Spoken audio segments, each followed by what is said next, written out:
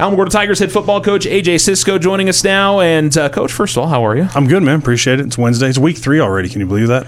It always works that way, doesn't it? Listen, I'm just glad we got in the game last week. We were sitting here doom and gloom about the weather, and it ended you up being, spoke it into existence. Sure. I'm going to go with that one. I'll take credit on anything I can try to take credit on. It was nice and warm at 6 o'clock, though. I can tell you that. It was nice and warm. Yeah, I was going to say, much better than lightning and all that nonsense, so that's a positive. As for the game, again, kind of similar to week 1, just the feeling of probably when you go back and watch the tape of shooting yourself in the foot a little bit in some occasions. Constantly, especially offensively. And, we didn't lose the turnover battle against them, and we lost it. We were -2, and this week we were even with Roswell. It was our inability to convert in short yardage situations, sustain drives. When we did get drives going, we would find a way to screw that up and install the drive out. So I was really disappointed offensively leaving the stadium. And then you watch film, and it's the same thing. It's one kid away from that play being really successful, and then this one, and it's just the young factor that we have right now of these guys having to grow up and then calling on kids when we get banged up who didn't necessarily think they were going to play varsity this year, now having to play varsity, and then you can see the inexperience at times. And then we had a really good talk on Saturday with our kids about that. And then you go to defensively. I thought our progression defensively from week 1 to week 2 was light and day. Just for the fact that we played hard. And I'm not saying we didn't play hard against Deming, but we got after it, and then we forced Roswell to be behind the chains. And we want teams to be behind the sticks and give us a shot. And we did that quite a few times, and, that game was 13-7 in the third quarter. Yeah. That's because of our defense keeping us in that game. Well, I think, especially – you guys give up the opening kickoff for a touchdown, and then on a play where we should have them tackled. Well, yeah, we could certainly chat about that. I know that was frustrating. Yeah, there were 3 missed tackles, and then he busts out of there, and yeah, obviously. The other thing I would throw in there, though, is you guys go 3 and out right afterwards, and then your defense makes a stop. And really, that game could have gotten out of hand real fast, but the defense kept you guys in They there. did, and that's a credit to our staff and those kids. And I don't want to say we challenged them. We challenged them that we have to be better. And then they responded to everything we put them through in the week and mentally prepared. And then they played at a very high level, and there's a lot of confidence on that side of the ball. And when so I couldn't be prouder of the kids and so appreciative of our coaches for working their tails off to make sure that we had a shot to win that game come Friday. Yeah, and obviously, special teams was not a bright spot, unfortunately, for you guys either because of punt return coverage, kick return coverage, returning on your guys' side. There were just things, obviously, you guys and that's, if you look, we gave up a kick return for a touchdown. They had a punt return, they returned inside the 5. Then we fumbled inside our own 10. That's 21 of their 41 points were off all special teams. And that's something that we've got to get fixed. We've got to take care of the ball, and we've got to be able to tackle in space. And some of that is because of our depth. We've tried to let some sophomores go and play some special teams to try to give guys a breather here and there. And unfortunately, that may not have to be the case for this week coming ahead. We got to put some varsity guys in there and some starters to go and have to get actual reps. And and that's the thing. It's at least in non-district, you're trying to put everything together. And I wonder, as a coaching staff, do you find is it more frustrating the fact that you weren't able to put it together in the first couple of weeks, or that you see the bright spots of that? If we get this right, we've got something here. It's frustrating in the fact that nobody likes losing. We tell our kids we hate losing more than we like winning. It's a terrible feeling. We want our kids to kind of have that feeling and to kind of have that mindset about each Friday night in the game they play. It's frustrating knowing that we're not executing the way we are. The bright spot is we know it's this thing here, or it's this here that needs to change, and we have the pieces to fix it, or we're talented enough to fix that hole that we have. Going forward. So that's the exciting part. And the real exciting part is our kids, man. Like, when we come back Friday after that loss and you get back in, we got back early because the game got moved up, so there's a positive. But Saturday morning, we don't have a JV game that day, so we had 45 – all our varsity kids were there. We had all our varsity kids there. We watched 90 minutes of film. They lifted, they ran, they stretched, they did what they were supposed to do. That's the exciting part. Like, we can sit here and as coaches, we see the light at the end of the tunnel and we have the frustration.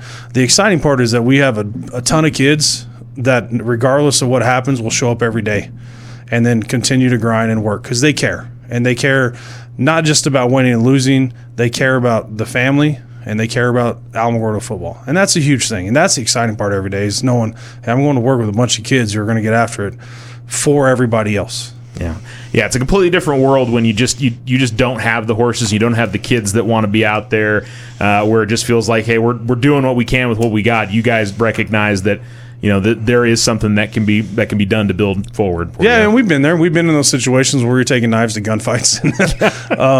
We've had it. And we've gone through it. So, and that we're talented enough to be able to do some things, and that's the part that we've got to grow up and fix.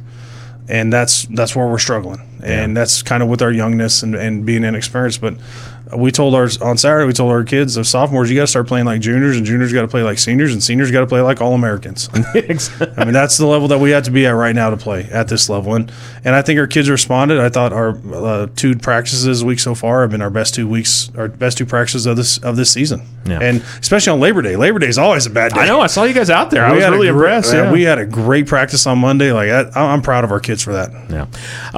So you guys get Albuquerque High coming in this week, and obviously it's 2 big weeks, 2 home games, homecomings next week, but 2 opportunities to kind of get the season headed in the right direction before district. And you get an Albuquerque High team, which when we were kind of chatting last week, I think off the air, you said they are really big up front. They are huge. Huge. They're some big dudes, and they've got skilled kids on the back end that are athletic as hell.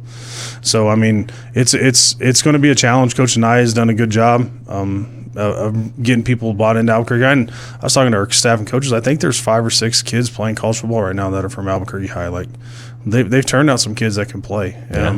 They may not be as storied as a La Cueva or any of those other Albuquerque programs, or have the assets that those programs do. But Coach Anaya and his staff do a very good job with that program. Yeah, for a while there, obviously, it was very, very difficult to win at Albuquerque High, and the fact that they've gotten it going in the right direction. But I would say one positive for y'all is you've gone up against some big offensive and defensive lines in the first 2 weeks, so these kids are used to that situation. Yeah, that's one thing. Then, our coaches, when we talked about it, they understand now why we played Roswell and Demi in those first 2 weeks. Is we had to get punched in the face a little bit and figure out that physicality part for when we play these now 6A teams that we have left on our schedule. It wasn't, hey, we're going to play this 5A team just to get a win. It was, hey, we're going to get better because we got to figure out how to play against some big boys. And that was the goal, and I thought our kids have done a really good job of handling that and then responding to everything. And Albuquerque High is going to give us fits. I mean, we're going to have to play really well to win a game on Friday, but it's going to be a fun time on Friday night because you only get so many of them each year. And, offensively for you all, I mean, again, it just seems to come down to the execution part of it. You can run the ball well, maybe trying to get the passing game a little bit more positive and a little bit more comfortable in the kids, whether it's Josiah or it's Nate that's in there to get things where they feel more comfortable throwing the football. We do, and that's something that we rushed for almost 250 yards against Roswell High, but we were awful at throwing the ball down the field, and that allows Roswell High to just load the box up on us, and then now we're not breaking runs for 20 and 30 yards. It's 3 and 4 yards a clip, which is okay in our mentality.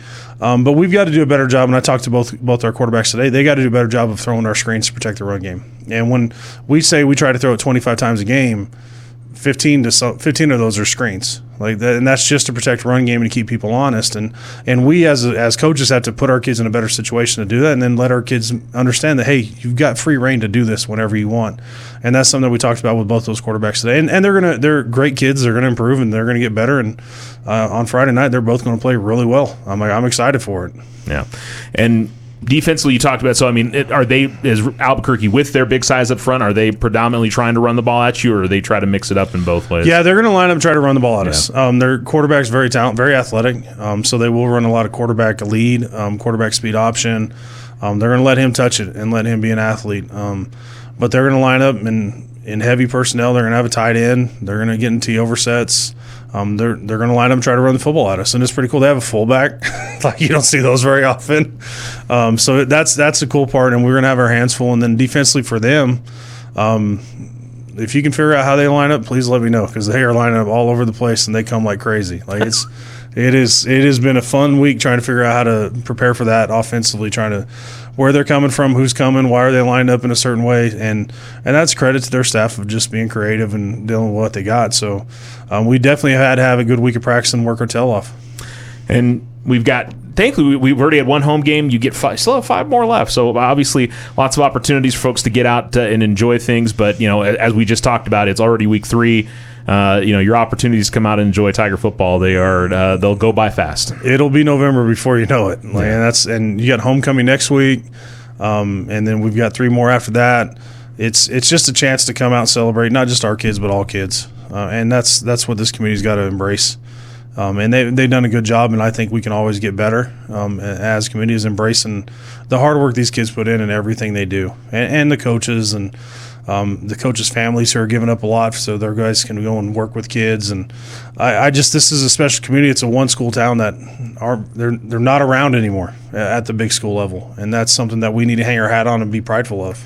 All right, Coach. We'll look forward to Friday night, and best of luck against Albuquerque. I do, man. I got a shout-out, though. I got Chris's Health and Lily Lewis are providing breakfast for us every game day. Oh, okay, cool. So that's a huge shout-out to them. When we talk about the community stepping up and doing something to give back, that's a big deal for us. Is that they're going to provide a meal for us every Friday morning for all our football kids to eat something. So big shout-out to Lily Lewis and Chris's Health for doing that. And that's the aspect of the community we're talking about, giving back, taking care of all our kids, and let's make this happen for every program now. All right, very good. Coach, thanks again. Appreciate it, man. Go Tigers.